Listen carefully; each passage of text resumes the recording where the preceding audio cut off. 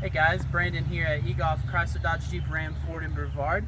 So today I'm going to do another how-to video for you. I'm going to show you how to check your fluids underneath your car. So this is an 03 Wrangler, so it's going to have pretty much every fluid that you're going to be able to check. Pretty handy. On the newer vehicles, you might not have power steering or transmission dipstick that you can get to, but this thing's got everything. So we'll go over everything with you. First one right here, it's your washer fluid. Really easy to see, really easy to fill up. You can put, buy that at the auto parts store. This is your radiator cap. I would not recommend opening that, especially after the vehicle's been driven.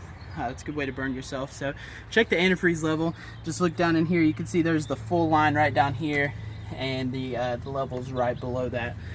So that's how you check the antifreeze level. Now, if your vehicle is overheating, let it cool off completely. Then you can pop this radiator cap and check the level in your radiator if the reservoir is completely empty, but definitely make sure the car is completely cooled down. So right here behind the antifreeze on this vehicle, we have the power steering, and I'll show it to you. There's three, the levels are on the stick in here. So this one's full, and a good way to check the fluid in here. So most vehicles have red power steering fluid. If it's not red, it should be like a clear brown color, kind of like oil. So if it's dark and dirty, definitely look into getting that changed. So back here you have your brake fluid. This is another one you don't have to take off. You can see the max fill line right there on the side. And over here on this side we have our oil dipstick and our transmission dipstick. So to check the oil, the vehicle needs to be off. Pull the stick out, wipe it clean, and thread it back in here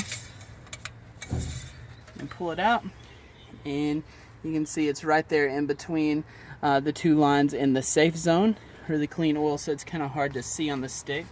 Now for the transmission fluid, I'll pull the stick and show you what it looks like, but you do not, the transmission needs to be running to get an accurate read on the fluid, but I'll just kind of show you what the stick looks like here.